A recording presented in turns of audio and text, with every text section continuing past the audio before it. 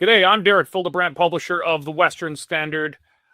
Some of you will recall the story the Western Standard broke just about 2 weeks ago of Sylvan Lake, Alberta football coach Tylor Johannesson, who was fired from his coaching position for posting a video on TikTok talking about trans issues, trans shooters, and that kind of thing, and the fallout that's come from it. I was at a conference the weekend before last, where I met someone who lives not that far from Sylvan Lake in Red Deer, Scott Cunningham, or Sheila Cunningham, and we had a brief chat on the sidelines of this conference, and I thought this would be worthy of a more at length interview on what's happened with firing a coach for his views on trans issues, trans shootings that we've had. And since we agreed to talk, this issue has boiled up even more since the assassination of Charlie Kirk. So I'm pleased to welcome into the Western Standard studio today, Scott, Sheila Cunningham. Thanks for coming. Pleasure to be here. Well, I guess we'll just start with your name. You would actually introduce yourself to me as Scott, but you go by Sheila. I think I introduced myself to you as Sheila. Oh. My email tagline has Scott in it. Okay, that's where I got confused. Yes. So, Okay. But yes, Sheila's my chosen name, but legally I'm still Scott. That's my birth name, and I looked at all the how much legality it would be to change it, and I was like, this is not worth it. So I've chosen a name, not a lot different than a Robert who might chose to go by Rob or Bobby, and that's how they introduce themselves to people. But it hasn't. But if But you didn't even change it on your email. I didn't bother to do that. No, I like to live a simple life. So, I mean, that's a lot easier than going down to a courthouse and changing it. it is. Yeah. But it's just, but it also lets me be casual, like how you introduced me as with either name. It's not an insult to me. It's not an insult to people. I have a name that I introduce myself as, but I'm not insulted if people use my birth name. So if someone calls you Scott, you don't correct them or... Okay, so that makes it easy for us, because my policy when I'm talking to a trans person is if they're friendly and reasonable, like anyone else, I'll call someone by what they want. You want to be called Robert or Bobby? I don't really care, unless you've got a very difficult to pronounce foreign name. I might shorten it down. I still can't produce the last name of our producer right here. That's my general policy. You be reasonable and friendly, I'll be reasonable and friendly, and that's that. You know, I still have my views on the topic. Yeah. You know, I can respect someone's choices. I don't believe that a man can become a woman and a woman can become a man, but I do believe in someone's right to express themselves however they see fit. Okay. I just, I don't feel compelled to believe it. I can't convince myself. Right. Yeah. But I don't see a problem in calling someone by what they want to be called, just to be a friendly, decent human being, All right, and then that's good with you, eh? Oh yeah. Yep. Yeah. All right. Well, we're gonna get along. I think so too. So, let's just start by playing just kind of a highlights clip of the TikTok video that was posted by Coach Tylor Johannesson of Sylvan Lake, football coach. He posted this TikTok video that landed him in hot water. It doesn't work. Their lives don't get better. The depression doesn't go away. They don't fit in any more than they did before. So their promise that trans is going to be the answer to all their problems, then trans isn't the answer to their problems. And they get even more depressed and more lonely. In these people who are depressed and on medications, you create this world where they literally view people, Christians and Catholics, as their mortal enemy. And then stuff like that happened today at a Catholic school in Minneapolis is happening more and more often. All right, so he expressed some views that, 4 years ago would get you fired from your job, maybe hauled before a Human Rights Commission and drawn and quartered. But 2025, I'm not sure if views have actually changed, but people seem more willing to express how they actually feel. Okay. I think the only thing that's maybe changed was what he talked about with trans shooters. This was not really considered much of a thing, say 4 or 5 years ago. There's been some prominent cases lately, and this was before the Charlie Kirk assassination, and we'll talk about that. That's trans issue might be involved in it, but might not be. We'll get into that later on. I did some research after this. It's still a fairly small number, but it's been very prominent.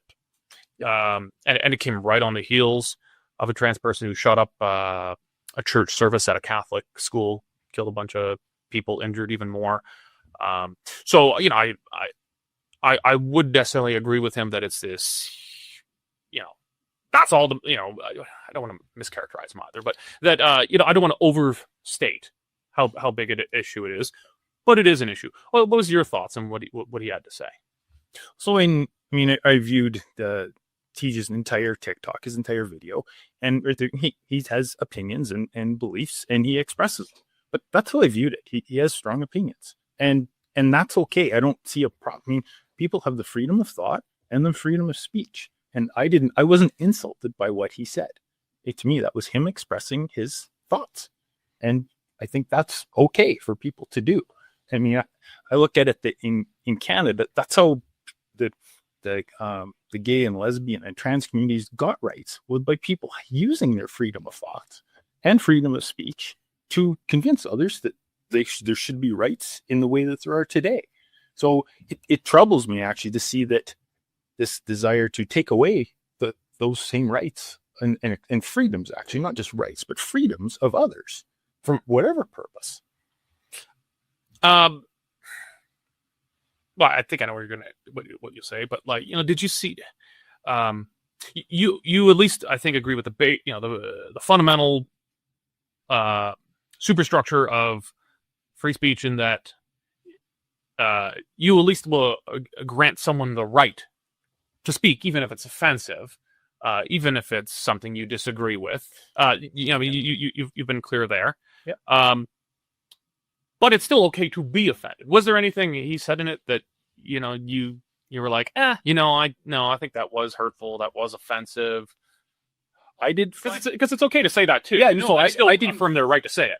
I didn't find anything he said offensive, but I can see how others would find it offensive. But I personally didn't find it offensive. Okay. So I know the principal. She canned him, and this was a volunteer job. He was not getting paid for this. He was doing it for over a decade in a volunteer position as a defensive coordinator. The school came at him, or the principal at least came at him, saying, this violates the Alberta Schools Act, which guarantees a safe space. Implying that this is hurtful and offensive, that it's uninclusive of trans people, etc. Mm-hmm. Did you find anything that he said in there would that meet any of that definition? No, I didn't find anything in there that he said that would be, hurtful in that way. Not to me, to others perhaps. And I don't know the definition that they use in safe space. And to me, that's an important piece. So if safe space is physical safety, okay, that's a pretty simple one. Like, when are people physically safe? But just the content, the tone around the story and around safety and education seems to be about, well, we'll make sure you'll never hear anything you don't want to hear. That's whether it's the written definition or the working definition of a safe space. It's like, well, how is that? How do you have freedom of speech? How do you have freedom of speech if people don't get to say what they think? Mm-hmm. Oh, well, it was a safe space, but then you cut out any other sides of the conversation. So someone then decides what's allowable for speech and what's not. And that's significantly problematic for society, I believe. Mm-hmm. He's a coach of a football team. A lot of the controversy, I think kind of the beginning of pushback towards more extreme gender ideology began especially with trans people in sports, and it tends to go in one direction towards playing in women's sports. I Yep. I have not. Maybe there's been an example. I'm not aware of any examples where biological female identifies as a male and says, "I want to play against the males." I'm unaware. Maybe it's happened somewhere, but I'm not aware where it's happened, particularly in a contact sport or very physically strenuous sports. How do you view trans people, particularly people who identify as a woman, playing in women's sports? Well, it's the challenge for me is at the competitive sport level. So if it's recreational or like if it's an intramural level sport or co-ed, if it's that level.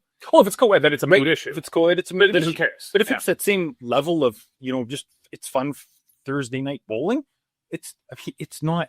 Yeah, no one cares. No one cares about that. But it's the competitive stuff. Yeah. It's when someone they go from being participating as biological male, now they're a trans woman, and they say, well, I need to compete against the females. Why do you need to compete against them?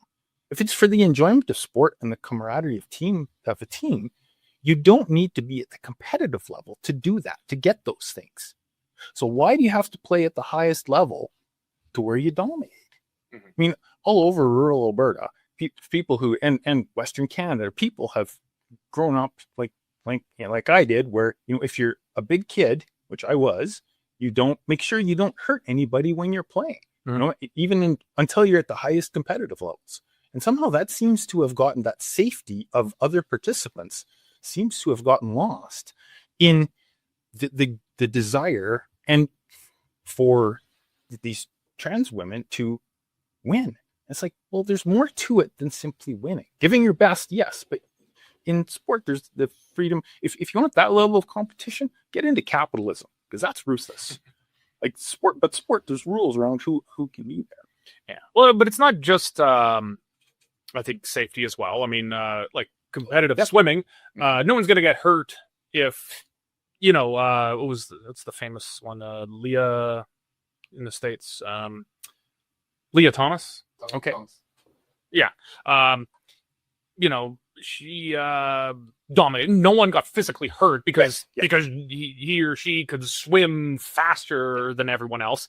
But it was just a matter of fairness, and fairness is such a cornerstone of sport. Yes. For lack of a better term, sportsmanship. Mm-hmm. I'm a bigger guy too. I used to do kickboxing and stuff, and I'd be matched up against people in my weight class. Right. Because it would be would I feel maybe, would I love going in and being like Kramer and beating up people a quarter my size in jiu-jitsu? Well, sure, it feels good to win, but it would sap the real satisfaction of it because it's unsportsmanlike. If I was to, kickbox against someone half my size, it's unsportsmanlike. Now that's a physical violent sport where someone could get hurt. But I think the same sense of sportsmanship would apply then when it comes to trans people in non-violent, less physically confrontational sports, like Leah Thomas in swimming. Yeah. Oh, I think there's a fairness component there too. I mean, in Alberta, we've had the Edmonton Grads basketball team. They were a force starting about 100 years ago. They won 500 games and only lost 20 in 25 years. It's an incredible run. But even then, in Alberta, it was important to have female sports and female only. And how did they determine that? Well, they went with her sex and genitals. Maybe they understood how that affected hormone systems or not, but they clearly knew that, female had different abilities, and there was it was even then important to be fair by having women compete against the women and not against the men. And I think the trans push has really been in the last 5 to 10 years of changing that. Mm-hmm. And I think the push now and what Teed was talking was getting back to where we were for those previous 9 years. So your ideas are, I think, I correct me if I'm wrong, but I think they'd be seen as heretical in kind of the gender ideology movement, that among at least many who put themselves up as spokesmen or spokeswomen, for lack of a better term, of the trans community, there's this ideology that you should not only use my pronouns, but you must believe I am this. I've declared myself this, therefore I am this. you said, it's important to have women or female only sports, but they would say, well, I am a female, and there's no, trans women are women. There is no splitting of hairs here, that they are one and the same, and there is no distinction to be made. You would seem to have heretical views for a trans person. How do you fit in with it? How does a conversation, when you're speaking to someone who's got a more heterodox view within the ideology, go? Well, some of them think that me being here with you today is me being incredibly brave, and others think I'm a traitor. There's that range. It depends a lot on the individual, what they're trying to get in that leadership role, how they believe. But it's a real range. And I'm definitely not in the majority, but that doesn't mean. But it's easy to be part of the silent minority or majority, as the case may be. Just because people are loud doesn't mean they're majority. It doesn't mean they're leaders. But they probably would. They be the majority? You would be the minority, wouldn't you? I mean, it's hard for me to tell. I don't know. I can't tell.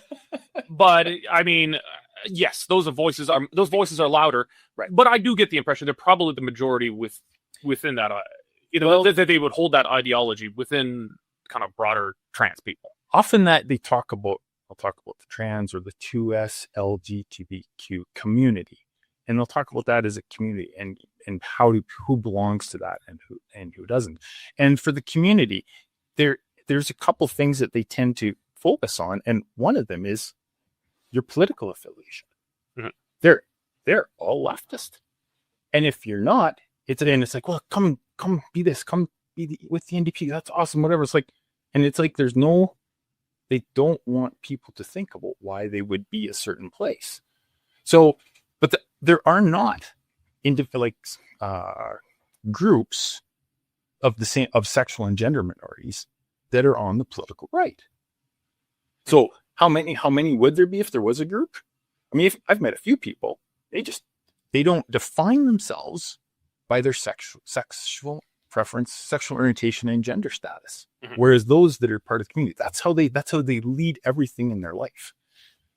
That's how they define themselves. And people I've met who are more conservative, they define themselves just by, treating others with respect. They just want to live their lives and go on and not get discriminated against because of that, but they're not actively pushing for that. So trying to measure the size of those two groups, because they're so different and one congregates and one actually disperses. Mm-hmm. So how big is it? I have no idea. I've met a few people, but not because anything's organized. Yeah, I've met in terms of the people I actually know, trans people I have some kind of relationship with. Yeah. Most of them tend to be conservatives, but I tend to hang out. I've got lefty friends too, but I tend to hang out with more conservative people. I know a number, and I guess what distinguishes them from gender ideologues is that they don't require me to suspend belief or what I know to be true. And it's just not pushy. It's, well, this is who I am. This is how I present as, and take it or leave it. Just be respectful to me. And that's something I can do that. That's something I think I can do for any human being. But I would imagine to be, you're at a conservative conference for the Strong and Free Network. There's going to be some who maybe can't do that for you. Have you had many experiences with people on the right who they're not good enough with you, just not being pushy, but no, they're outright hostile? I don't think anybody's ever been hostile. I've had lots of people that they don't make eye contact with me and they don't want to talk to me. I'm like, well, I cannot talk to them too. Mm-hmm. But people that I've talked to, I've had people come up and introduce themselves to me, and anybody I've introduced, they lead with respect. And that's how I try to interact with people as well. But when you lead with respect to somebody from Alberta or Western Canada, they often reflect it back. It's actually quite difficult for them to be insulted back or angry back if you lead with respect to them. Mm-hmm. And so, but that simply, being polite, respectful, starting a conversation with a smile and hi, how are you, goes a ways to just having a conversation, much like you and I did. Mm-hmm. And as opposed to me starting with the a frown on my face and saying, well, my pronouns are this, and therefore you must address me this way. Yeah. But those are two very different starts of conversation. You start a conversation like that. I don't care what you are, what you identify as. I'm gonna feel like, right. Fuck you. But there are some people who do that, and there's some trans people and others, and it's a big thing in the trans. And kind of think Tej kind of touched on this in his video, kind of that focus on pronouns, and because really the pronouns that he's talking about and that trans people and others introduce themselves on, it's the third person pronouns. So you and I are here. So I, me, and myself, that's first person pronouns. You and yours, second person. Now those aren't controversial. And if we're having a conversation and John is filming us, those joint ones, the first and second, that's not controversial. No. But it's the he, she, him, her, they, them. That's a controversy. That's the words that people use to describe someone after they've left the conversation or in writing. And for me personally, I was like, well, what do I want to do with that? And I went, you know what? I don't care what people use. I don't want to be policing what people say about me when I'm not there, for one thing. And the second thing is just respecting people's freedom of thought and freedom of expression to say what they want. So they can say what they want about how they observe me. Yeah, maybe this will get me in trouble legally. I'm going to say it anyway. We're always hiring new reporters and whatnot here. If I get a resume that comes across and I see pronouns, it's instantly in the garbage. And it's mostly not trans people. It's non-trans people who are just like, I just feel the need to put it out there and show how righteous I am. And so it's a personality thing. It's not even their ideology. Right. It's a personality thing that you feel the need to put your pronouns right up there. So I'll take those resumes that go straight in the garbage. And I've had staff sometimes say like, "Oh, but like this is they're really qualified." I'm like, I just don't want to deal with them. They're an asshole. It's because it's just it's just such a upfront virtue signal. Yeah, that it's just so off-putting, and it's the majority of people doing that are not trans people. Right. Because those third-person pronouns are important to almost everybody. Right? Almost all men would be insulted to be called a she. Almost all women would be insulted to be called a he. Mm-hmm. So they're important to everybody, but the third-person pronouns just are not self-evident. They're just not evident when you meet or look at a trans person. So it's and then some trans people choose something else. Like something that's not one of those standard, a new word like Z or Z or something. Everybody goes, what is that? They're inventing words. They're inventing words. Yeah. English is a weird language, and words have been invented over time. It's an adaptable language, but we don't artificially need to do it for that. Yeah. Right? So we'll see how that turns out in 100 years, right? Yeah. But that's so it's the but yeah, for third-person pronouns are important to almost everybody. It's just they're less evident for someone who's trans. Yeah. English is an evolving language. I mean, anyone who's had to read Shakespeare in high school is like, yeah, okay, this language has had some, it's had a few reboots from time to time. Yeah. But it tends to be organic, and then it gets codified in dictionaries and thesaurus, and that. But the ideologists went straight all the way to the end. They skipped organic development of language and went all the way to codified, and not just in the dictionary, but in the law. And it was just like, no. You've skipped a few points in how this language works, So, yeah, and I think that set the trans movement back so far. Just this overreach and a desire to codify everything in law, rather than I think the more traditional gay lesbian rights movement overreached at times too. But it did begin much more organically. It began with, Corey Morgan. He went to some of the early pride marches in Calgary before it became more overtly sexual display. It was just about like, oh, we're here, we exist. Yeah. You can't make us go away. Mm-hmm. We're here. And it took time. And I'm sure it was very frustrating for people in the movement at that time. But they built acceptance organically over time, and they convinced people.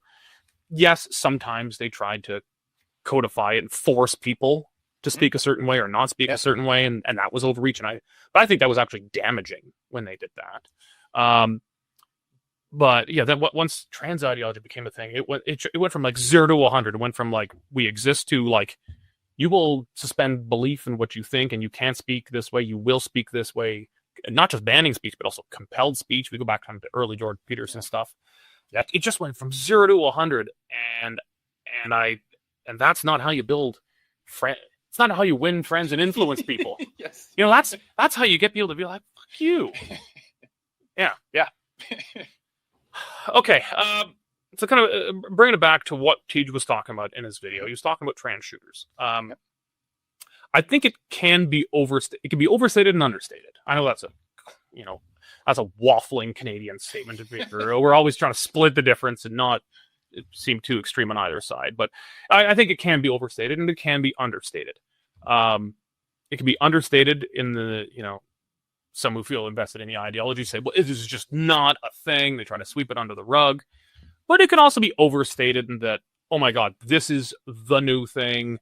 Every act of terrorism or assassination, mass shootings, etc., it's all trans people, and all trans people are this violent threat. I think it can be definitely overstated that way. The data doesn't bear it out that that's the case. But it can also be understated that this is a thing. It's emerging. It's pretty new. But we had the mass shooter at that Catholic school in Minnesota. This trans person, and very clearly motivated by ideology in that case. And that's what Tej was talking about in his video. We'll save Charlie Kirk for a moment, because that happened after his video. Yep. We'll get to Charlie Kirk in a moment, and because we'll get. But how much of an issue do you think it is? Because, I think in trans ideologies, I think there are people with genuine gender dysphoria, and it's not been addressed by society for a long time, and it's healthy that we should address it. The way we have addressed it, I think, is not particularly healthy, but it should be addressed, and openly and compassionately. But the ideology, I think, has also pushed a ton of people into it, especially young people, and disproportionately young girls, or like biological girls, who are coming into it, and it's out of whack for the numbers. They don't have genuine gender dysphoria of any kind. It's just, you've been a teenager. It's a confusing friggin' time. I mean, no one comes through that phase. I used to listen to Limp Bizkit. Like, no one goes through being a teen without some confusion, right? It's part of exploring who a person is. Yeah. And so it's just kind of become this and weird phenomenon. But gender dysphoria, it's obviously a confused person with some issues to resolve, and it can be resolved in one direction or another, whatever. But do you think there is something to it that now we do have an emerging phenomenon where the issues that trans people are dealing with, you could potentially make them, in some cases, obviously not all, it's still an extremely small minority, but in some cases where it allows us to maybe brush past mental health issues and ignore underlying mental health issues because it's just been papered over with this. And then it's going to lead to tragic outcomes like we had in Minnesota. Well, there's a lot in there, what you said. Yeah. Unpack it as you'd like. But maybe let's start with the relationship of the trans movement to Christianity, and because that's one.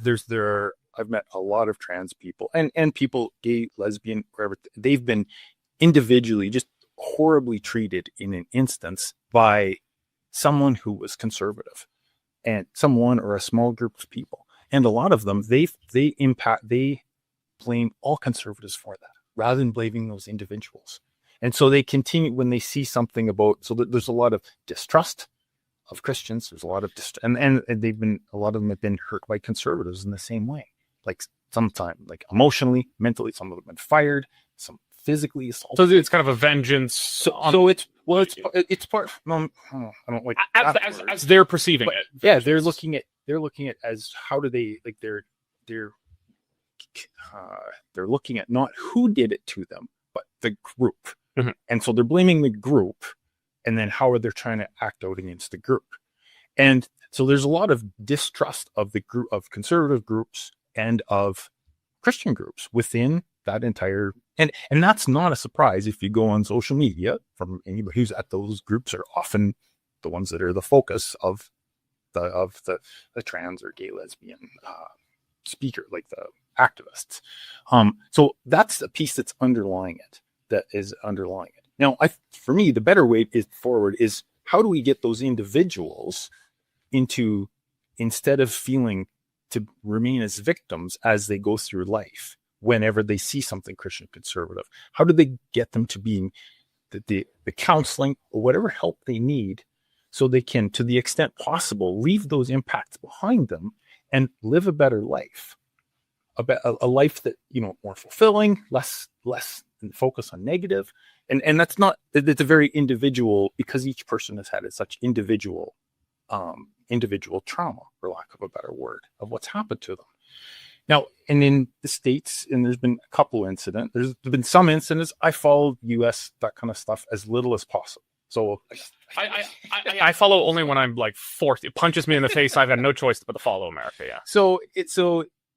But America's always been a more violent society than Canada has. I mean, going back to the founding of the countries, they were birthed in a revolution. We were birthed peacefully over long periods of time, both with a ship full of vodka. Yeah. Yeah. So it's just very different, and just very different histories of how we deal with challenges and issues, and that's even true in the gay movement. So many in the gay movement, and part of Pride is remembering the Stonewall riots in 1969.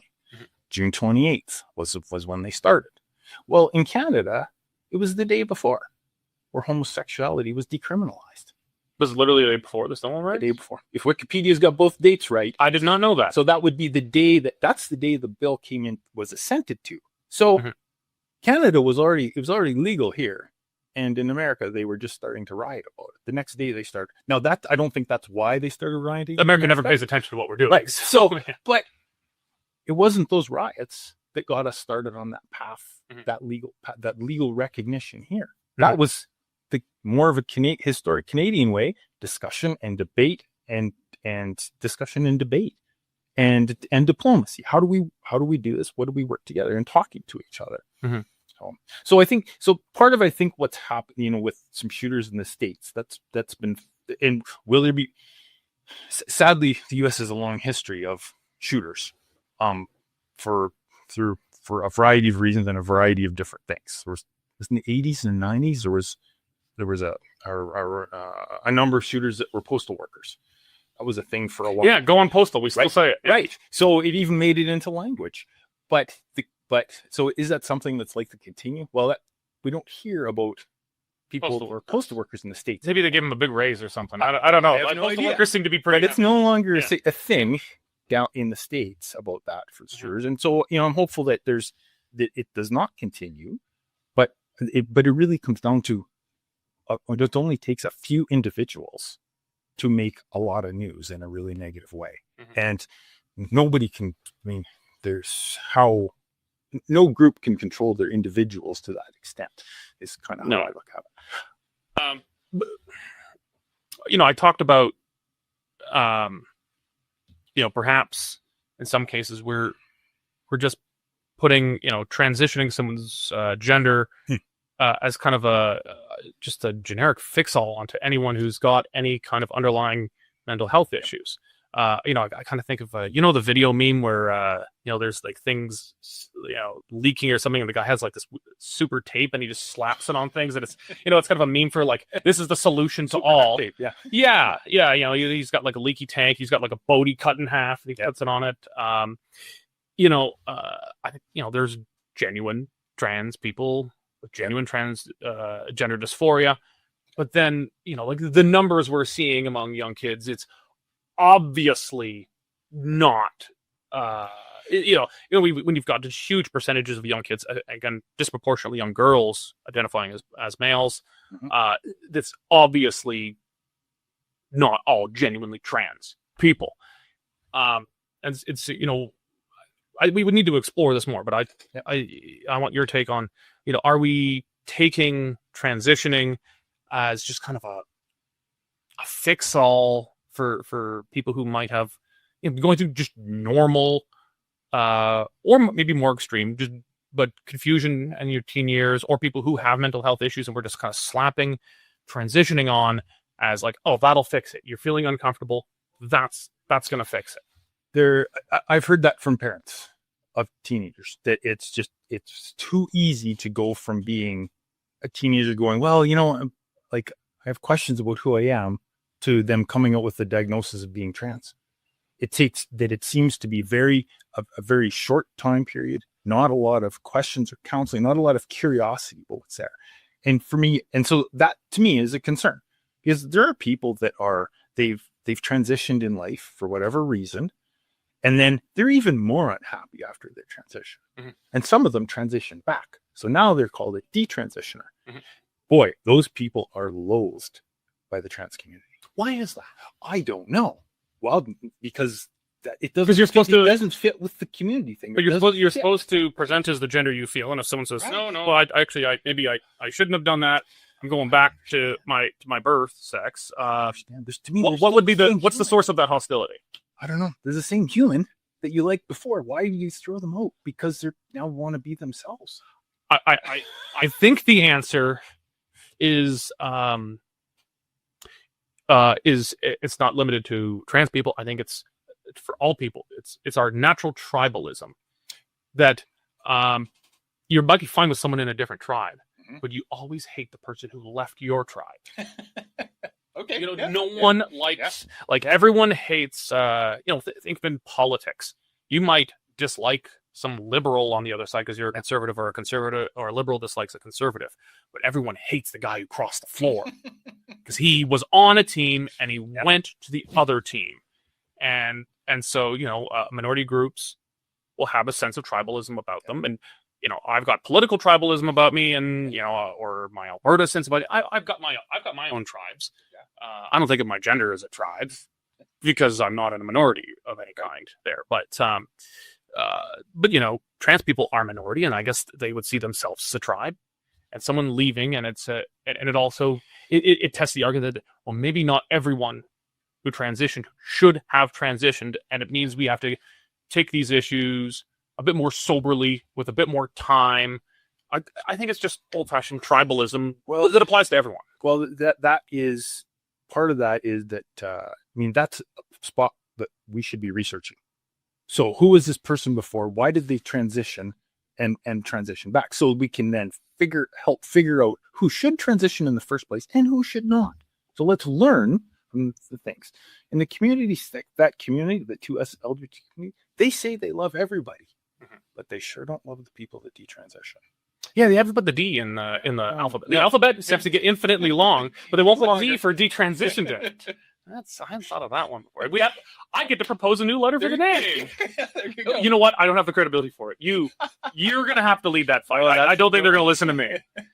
So and about the disproportionate number of women about transition, and so that is a good point. Well, that is particularly just for very young people, like high school age and maybe early college, university age. It's for very young. I think when we get older, the numbers become more even, and we might even tilt in favor of biological men becoming women. But among the very young, it's really heavily tilted towards biological girls. So I guess two theories on that. One is the girls go in a pack, and so that if one truly is, then others will go just together to be supportive. And the other theory is that when girls and young women get into that age, they see how much of the world is still a man's world, and how they see what biases are there, and they see that. And in past generations, like back 100 years ago, when the women banded together to get the vote, in the 60s for that type of for equal pay, it's things like that. They banded together to change, and now it's possible. This is one of my theories, that those young women are, instead of they're going change the world, well, if I can just change my gender, now I'm playing on the other team. I hadn't considered that one. But that seems plausible as one. Possible, especially in areas. I mean, it's possible. But I mean, there's this gender research struggles for dollars because it's one of the things that the feds don't want to fund because the science is settled. It's like, no, we're still evolving. We're still learning. It is still pretty new stuff. We should be learning more. Yeah. The other I'd say, and I'm not speaking with any expertise here, but, is that, perhaps puberty might be tougher on girls than it is for boys. I've discussed this with my wife, and she's a pretty even-keeled woman, but, she's talked about, when she was a young girl going through puberty, just how just totally mucks with your brain. And it definitely messes with boys too. Yes. We go totally nuts in our own way, but it's in a different way. And so, perhaps it's more disruptive. Perhaps it's more confusing to girls. It's definitely disruptive and confusing to boys. Like I said, I listen to Limp Bizkit. How weird is that? There's still a couple bangers I'll listen to, but yeah, it's bad. It's bad.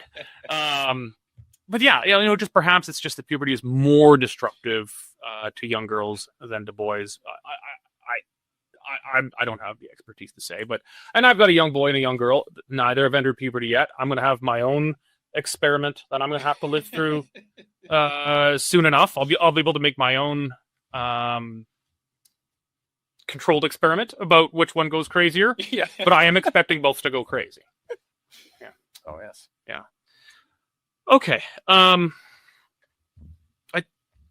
guess we'll bring back kind of toward the shooter side is maybe just more on the ideological and political side is, a lot of the language I try to empathize. I don't mean the word empathy the way it's used today in terms of like, oh, I feel for you. Maybe no, just try to put yourself in the shoes and behind the glasses of someone on the other side who you might really disagree with or even loathe. And a lot of these people are being told they should fear for their lives. That people who don't share modern gender ideology, their life is at risk. Like they're going to kill you, they're going to throw you in a camp or something. That's why they seem to think that everyone that they're shooting is a fascist. Mm-hmm. And we'll explore that a bit more. But if they fear for their lives and they believe that this person they're hitting, we'll get to Kirk, but this institution, okay, it's a kids' Catholic school in Minnesota, or similar shooting that I think was Nashville. I don't remember. Yeah, but these people seem to believe that people are out to kill them. Minnesota is also confusing. There's like nihilism mixed in there. It's a dog's breakfast of stuff. But if these people are being told that, conservatives or Christians or name some vague group, they want to kill you, that you should fear for your lives, that would legitimize violence. If you fear for your life and you believe that this group is trying to deprive you of your rights or your life itself, that would validate the use of violence to, if not protect yourself, at least protect your group. In the minds of those people. Yeah. And that's how I'm trying to put myself in their shoes here. And so I'm like, I do not feel that hatred that people like of conservative and Christian groups, but I sure know that it is pushed within that community that, it's okay to hate those that hate you. I'm like, that doesn't equate to love, guys. Hate plus hate does not equal love. And so if you really want people to love you and want to love others, and that's the life you want to live, you need to leave the hate aside, which is hard for people to do, especially those who've been hurt. It's not that they can't do it, but they can, but it's hard to do. So, but that really comes down to, it just sets a tone of fear of people, assuming the worst. And, I've heard multiple people that they expect, like the trans legislation here in Alberta that's come into force now for sports and schools and health.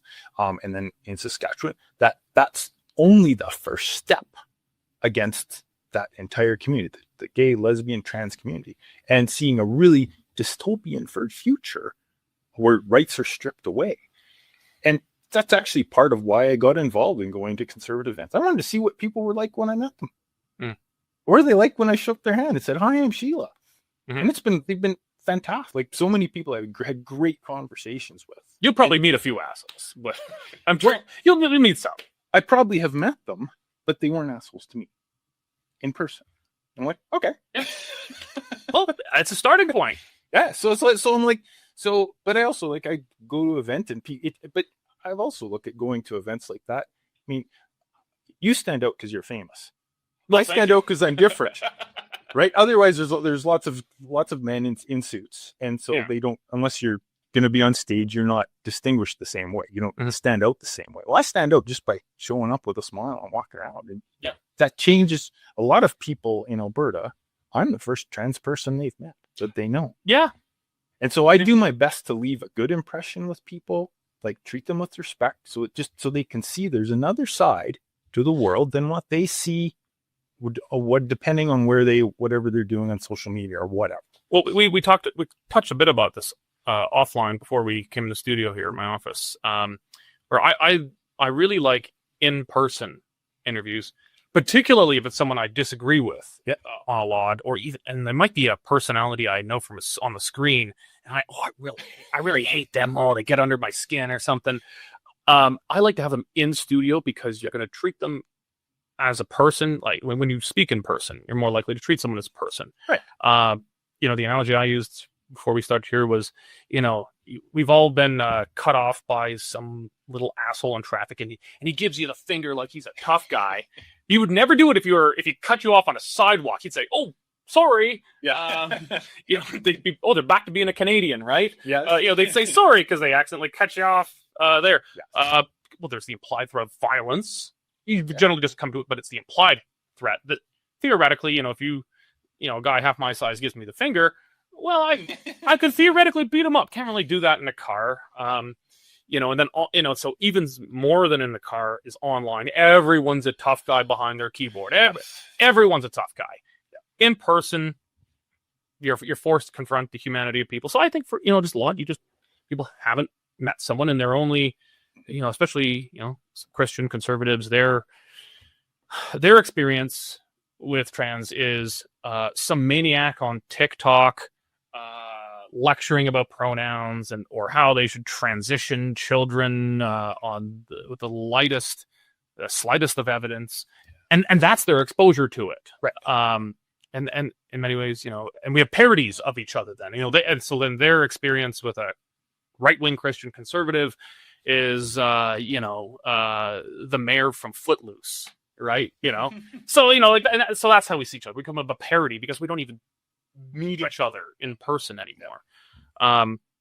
The other thing that's been interesting at many of these events in conservative and just generally in society is how the number of people that have come up to me and told me that they just expressed how happy they are to see me being out and living like this because they've got a lesbian daughter or they've got a trans nephew or something. And these are mostly, a lot of them are Christian conservative people. They've really accepted that person in their life, but they're concerned about the future. And I think that's actually something for conservatives and conservatism to look at because that's a lot of voters.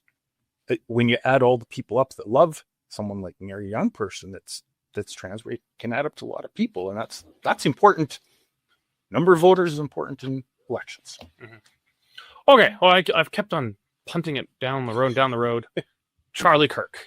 I was at the vigil for Charlie last night at City Hall here.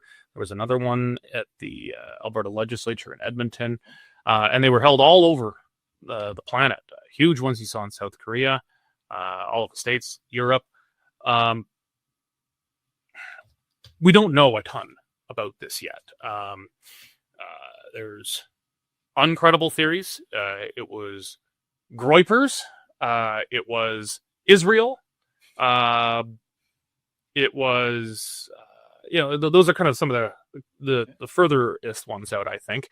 We're still learning. Apparently, this guy is not cooperating with law enforcement. So he's in Utah. If he's convicted, they're putting him on the chair and zapping him. They're putting him on Sparky. If he's convicted here, he's getting sparked. So, but the clearest picture we have so far is the person was not insane. This was not like the Minnesota shooter. I don't know if you saw any of the videos before this person went on their shooting rampage. No, I didn't. It was one of the scariest, just most, I don't use the term lightly, evil things. It sounded like from one of the newer Batman movies, the guy who portrayed the Joker. It was just terrifying laughter and nihilism. I was like, okay, that's a crazy, very mentally ill person. From what we can tell from Charlie Kirk's alleged assassin, is this an extremely smart person? Was in the 99th and even sometimes 100th percentile in scores. It was on a huge scholarship, likely to for an engineering degree. This was a very, very smart person. No signs that they were crazy. Yeah. But sometimes we conflate crazy with radical. You can be radical and not crazy, and you can be crazy and not radical. They're different things, and sometimes they overlap, but very often not. As far as best we could tell, and maybe I have to correct this at some point later, but it's reliable enough, I think, to go on for now, is this person was not trans, but was gay, living with a trans person who identified as a female. Okay. I think. That's the best I got it. And this person came from a very, very Republican family. The guy's from like rural Utah. I mean, you think Southwest Alberta's conservative? He ain't seen shit. So this guy's from a very, very amongst the most Republican corners of America. Right. But became increasingly left and radicalized in recent years. This person was seen arguing with Charlie Kirk at some of his events. There was a clip of that. Okay. Yeah. He actually managed to get a question in, and so there was an interaction there. Yeah. Okay. If those in fact are the same people, and it appears that they are the same people. Yeah. And it had written, I guess this is a new thing to do for acts of terrorism, assassination, etc. You engrave messages on your on the casings of your cartridges. And it said, "Hey, fascist, catch," and things like that. So and I don't know. So that's what we know there. Now Charlie was literally answering a question about trans shooters as he was shot. His last words was gang violence. It was like, does that include gang violence? Did you see his last sentence there before? No, I didn't. Okay, it's worth watching. Okay. I don't know if the timing of the shot was lined up for that. I mean, if so, this person, they think, shot from 200 yards away. I mean, you don't pick up a rifle and fire a shot that accurately in no time. It comes from a Republican family, so it's a good chance he grew up shooting. Yep. 200 yards, that's a good shot. Mm-hmm. You don't have to be American Sniper to make that shot. Right. But you're not going to be shooting at that level with a couple days practice. Right. So this probably got at least some background with firearms. Yeah. I don't know if he was waiting for him to answer like a question just like this, and that's when he would fire. That'd be hell of a timing. So it's possible that his answer and that question were just purely coincidental. Yeah, like that's. Yeah. I don't know. Based on what you know, do you think kind of gender ideology? How much role do you think it played in this? And I know we're being a bit speculative at this point, but we're getting. And we don't have a clear picture, but we're getting the outlines. Well, first of all, condolences to Charlie Kirk's family, and to everybody who was around there who loved him and that he loved them back, and to everybody who looked up to him, because they've lost somebody significant to them. Now, but about the question about this trans ideology play, and it was and I didn't follow Charlie Kirk, haven't seen his things, so watching what's been in media reports since then, anti-trans or trans ideology was often the subject of his debates. Mm-hmm. And if he was on campuses in the US, it wouldn't be a surprise if he regularly had questions about that. and was answering in a way that the majority did not want to hear. But that doesn't mean it sounds like he was a very effective debater. Like he was they had him on South Park. Did you see it? No, I didn't. You gotta watch it. Charlie Kirk loved it. He made it his sorry to interrupt, but like they put Charlie Kirk on. Cartman essentially became Charlie Kirk. Okay. But then Charlie Kirk himself plays a role too, and he took his image as a South Park character, made it his like profile avatar for a while. So he embraced Stephen Fildebrandt because he was the master debater, and Eric Cartman couldn't stop master debating. It was South Park. It was a total spoof of Charlie Kirk, but he took it well. It was hilarious. Yes. Because he was, even if people didn't know him, as soon as you saw clips of him, you're like, oh, that guy. He was just like verbally skewers like these hapless idiots on campus. Like everyone kind of saw like, oh, that guy. Okay. Once that happened. Yeah. So it's tough to tell if there's like of what of the things that Charlie Kirk would regularly talk about or his views, whether trans was one of the ones that tied in with this particular shooter. It's tough. I mean, it's possible because there's the link to the roommate and the romantic link there that's been reported. Mm-hmm. So, but reading more into that, I mean, I hope they learn more about this particular incident. And of course, they're investigating as they build their criminal case, right? But it comes back to that. It comes back to that. Charlie Kirk was a debater, so. A master debater. Yes. So find your best debater and get on stage with them. Like that's the way. That's the answer. That's the answer. Get your own Charlie Kirk. Right. So not having somebody from firing a rifle. Now that doesn't mean that anyone else was. It doesn't mean anyone else, and there doesn't seem to be any indication from what I've seen so far that in the press that he. Or what I've seen is he acted alone. Does not seem that there was anyone else. That's the best we can see. Yeah. So for right now, but. But there's been a lot of people since then that I'll call it that trans community, the trans activists that have expressed this horrific support for what happened. It's like there was a very small handful of them across the street from the vigil mourning him last night in Calgary with signs condemning people for mourning his death, pretty much saying he deserved it. Yeah, to me, those true leadership would be going denouncing the violence and putting a call. Okay, who's our debaters that can get on a stage with somebody like Charlie Kirk or whoever else is on? Because I don't know who those people are, but and meet them on that stage with microphones, not bullets and rifles. So how do we solve this? Freedom of thought and speech, and that. Debate is a real freedom of speech thing. You're going to hear things you don't want to hear, but that's okay. You get your response.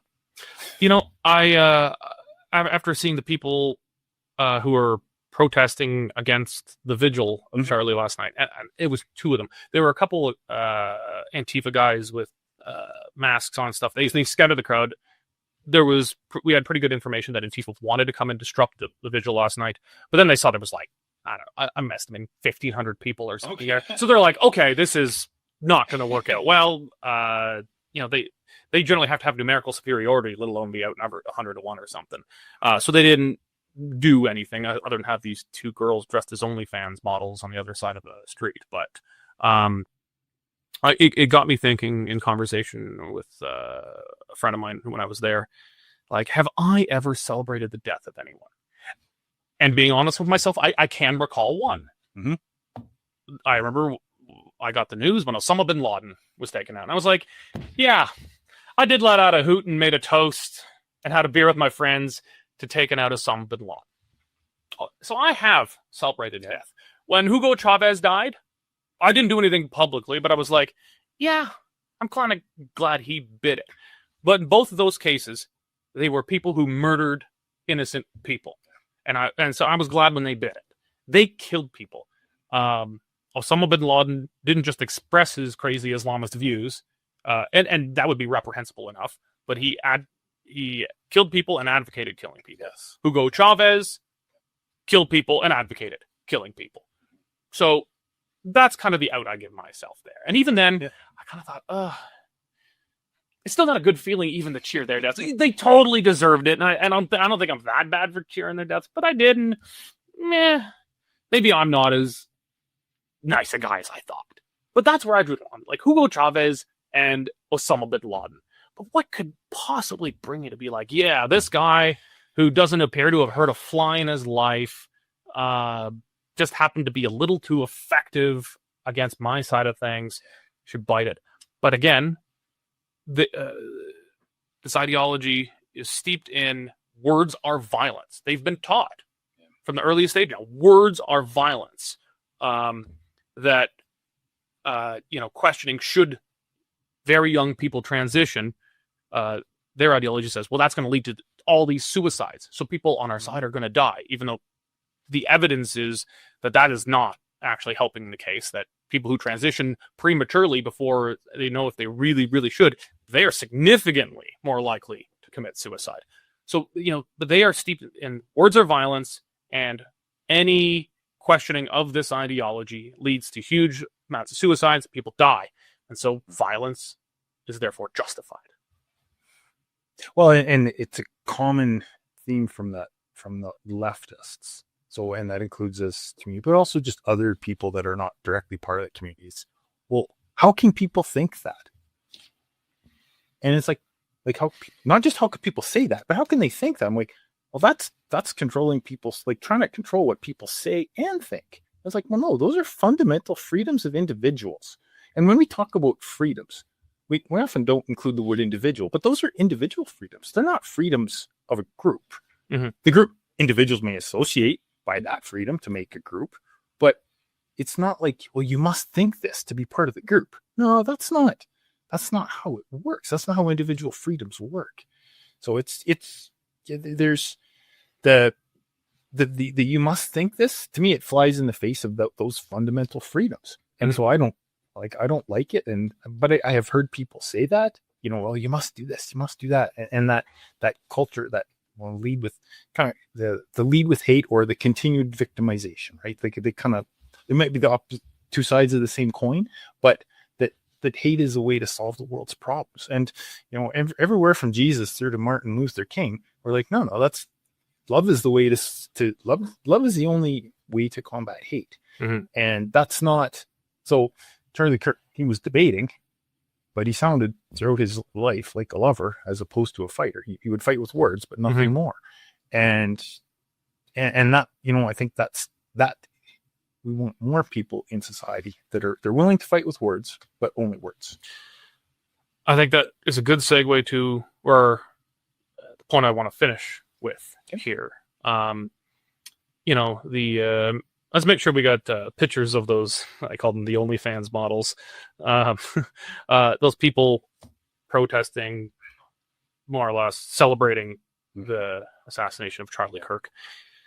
Charlie Kirk never, I don't think, ever has advocated violence. But they had on their signs. I asked them. We have a little video of this. We'll make sure we show it. Would you like to give your name? No. Okay. Why are you here protesting at the Charlie Kirk vigil today? I actually don't want to give an interview. You don't want to do an interview? This man endorsed the death of children and said that any deaths through gun violence are worth it for the Second Amendment. What else do I need to say? That's all I need. So do you believe his killing was then justified because of that? I'm not saying that. I'm saying no one should be mourning him. All right. Did we mourn Hitler? Do we mourn Genghis Khan? Do we mourn... So you don't think these people should be mourning him because he supported the Second Amendment? Because he endorsed kids dying. He endorsed children dying? Watch his interviews. I'm done. Thank you. You can put your camera away.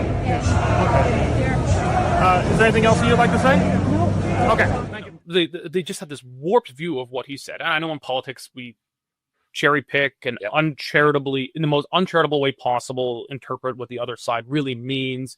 But, he supported shooting kids in mass shootings. So therefore, if nothing else, he doesn't get to complain for getting shot. I mean, and they say he's a fascist. His assassin had "Hey Fascist" catch on it, and then Ciao stuff, other from the Italian anti-fascista movement against Mussolini. They seem to just, and it's not just trans ideology. This is just the modern left. Everyone over there who's beyond the most milquetoast possible conservative or Republican is a fascist. They just see a wall of fascism,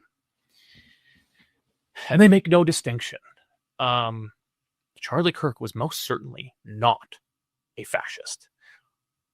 But what I think they risk doing is radicalizing people, because this person killed a very effective but extremely moderate and reasonable man.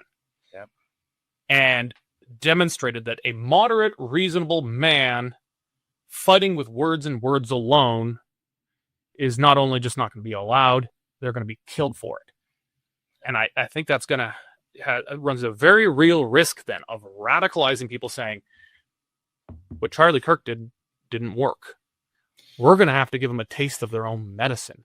And then you get into retaliation cycles of violence. And you saw even the genuine far right, everyone's called far right by these guys. I'm talking the actual far right. Even they were like, no, don't retaliate, don't do anything. Even those guys, to their credit, were like, off. Anyone does that, like, we denounce you, etc. I hope that works. But America's a big place with a lot of guns. But I think what this, by labeling everyone a fascist and then murdering people who were genuinely not, it risks creating genuine fascists.